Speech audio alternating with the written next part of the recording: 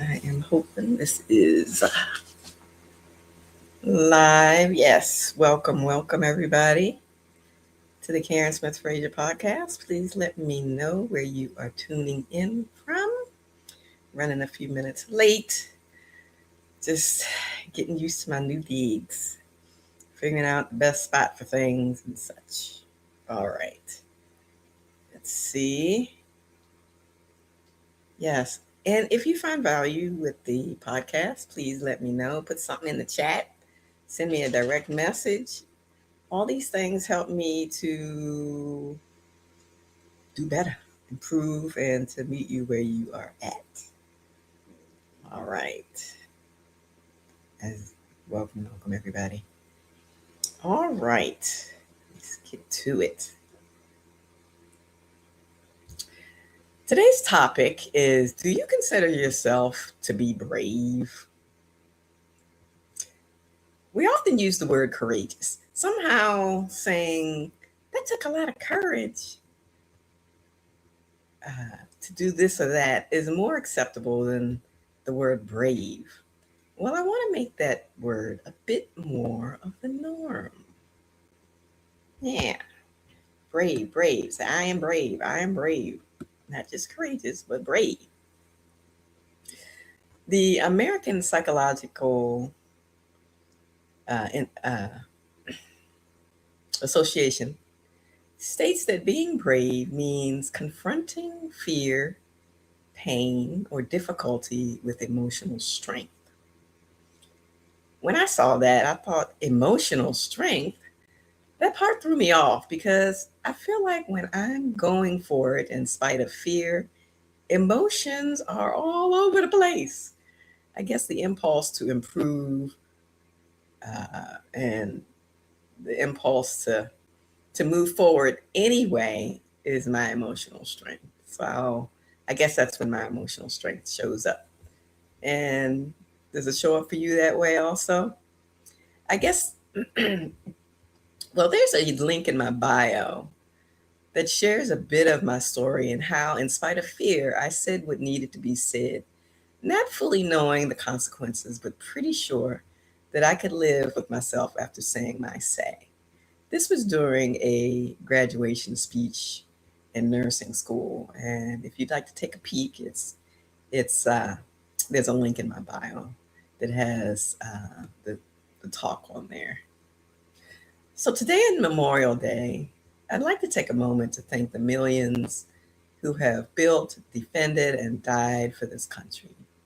Those with known names and those whose names are still being unearthed. To these brave men and women, thank you. Psychological research outlines the defining qualities of a brave individual. And some of these qualities include resilience, integrity, self efficacy, hope, and empathy. So I'm going to go through these 5 pretty quickly so you can get on with your cookouts and whatever else you're going to be doing today. All right. Number 1, resilience. Resilience is the ability to bounce back, adapt, and learn from failure or adversity. I think many times just to make it through the day, we don't even realize how resilient we are because plans change all the time and we adapt. And so I think that is one area where you have a lot of practice. I know I do. And relying on those routine changes that you have to make when you are doing those things regularly, when something bigger comes up, you can rely on that muscle of resiliency to get you through the bigger things, the tougher situations. And so don't discount the, the ways you've had to adapt for your kids, or, maybe a car broke down and so you had to get somewhere in a different way. But, how are you bouncing back? How are you adapting and learning from failure or adversity? Number 2, integrity. committing to your personal values and doing the right thing, even when it's unpopular. Now, how often do we compromise our integrity due to inconvenience or controversy? Now, I'm a practicing Black Catholic. Yes, we do exist. But I'm aware of the controversial stances regarding certain topics that impact many in the community who have no control over their state of being. When working in elementary and middle school, I've never seen a youth who would choose a lifestyle that would make them stand out and be ostracized just to gain attention. There's a lot going on physiologically in our bodies that make us who we are. Needless to say, I've had many conversations with my pastors to help them see my perspective and the physical, mental, and spiritual health ramifications of people who do not feel connected to their faith fully because of a poorly explained and understood stance in the church. The church is the people, not just some of the people. And so that's one area where for years I'm just finding that I am advocating for people who aren't getting heard. And so that is integrity. Self-efficacy, number 3. The fundamental belief that you are capable of navigating and overcoming difficult circumstances. This is when I have to say, you got this, Karen. You got this. Oh my goodness. It is super helpful to have a few scripts in your head when you feel like you are just done, because someone else may not be around to tell you. I guess there are some fundamental beliefs I have about myself that help me know that I'm supposed to be right here, right now. But in those moments, sometimes I just need to remind myself and have some kind of script that reminds me, you're supposed to be here, you're good. See, I'm the 7th of 8 siblings, and before my mom passed decades ago, I asked her how many kids she wanted to have. She said 6. So, hey, I don't believe in lucky 7, but let's just say there was no mistake when I came into the world, just as there was no mistake for when you came into the world. Circumstances may have been different, maybe even violent and less than ideal, but your life was new life to the situation, and you still are bringing it. Thank you.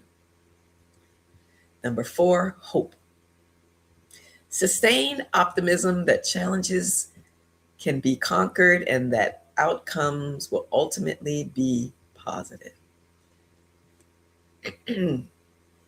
Overall, I try to have a positive disposition about most, but I find that physical pain and limitations is where I really have to practice this thing called hope.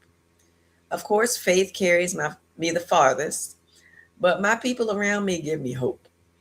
Last week is a distant memory now, but when I was in it, 2 colleagues reached out independently to check on my plans, my work, not knowing that I wasn't feeling well. Just that alone reminded me that I am not isolated, that this too shall pass, and that it is serving a purpose. Granted, I don't know what purpose the physical pain was serving outside of building resilience and perseverance, but hope in something bigger than my current condition made and makes a world of difference for me. All right, so far we've done resilience, integrity, self-efficacy, hope, and number 5, empathy. The willingness to put oneself at risk socially, physically, or emotionally to protect and advocate for others. A lot of folks get this confused with sympathy.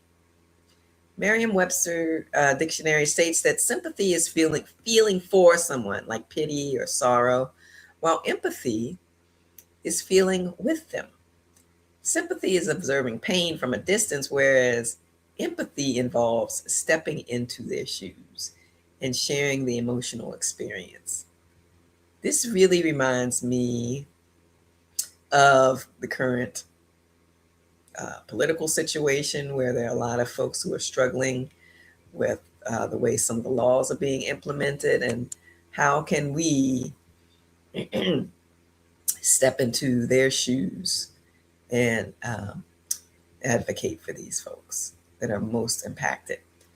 And this also reminds me, just sitting with my patients as a nurse and with my clients now, as they go through only what they can go through, what I can't go through it for them. So whether it was being present and not saying anything, sitting in silence, or listening and giving feedback, empathy doesn't require understanding, just a heart ready to love. Let me see if there are any comments here. Let's see if folks join me. All right.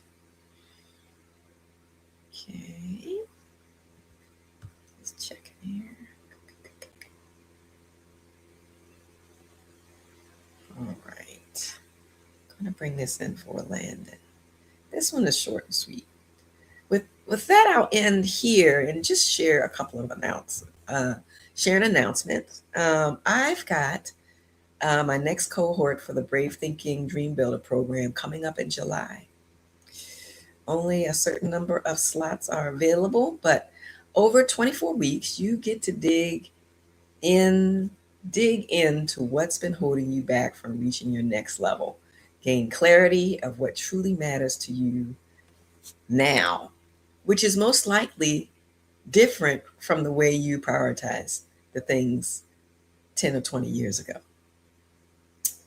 You also get action steps and coaching to keep you on track. Yes, it does involve an investment in time, money, effort, which is why I stretched it from 12 to 24 weeks.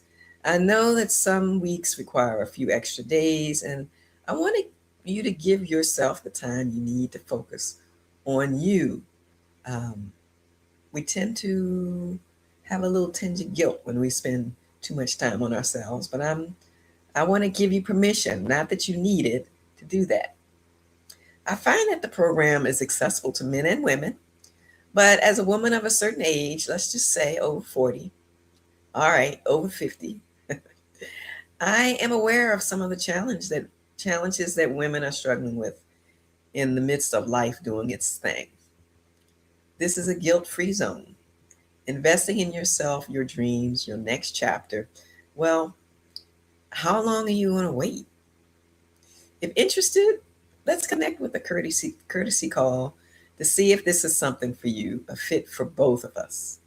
Put next chapter in the chat, or you can direct message me next chapter, and I will get you on my calendar to see if we're a good fit to work together. In the past month, 3 extended family members passed away, 1 decade plus younger than me, and 2 were older. And just great reminder that time is a gift and tomorrow is not promised. So today is a great day to be grateful. And I hope you bring your resilience, integrity, self-efficacy, hope, and empathy into this day and week. Unleash your brilliance, uncover your light. The world's waiting for you. Have a great day. Have a great week. Take care.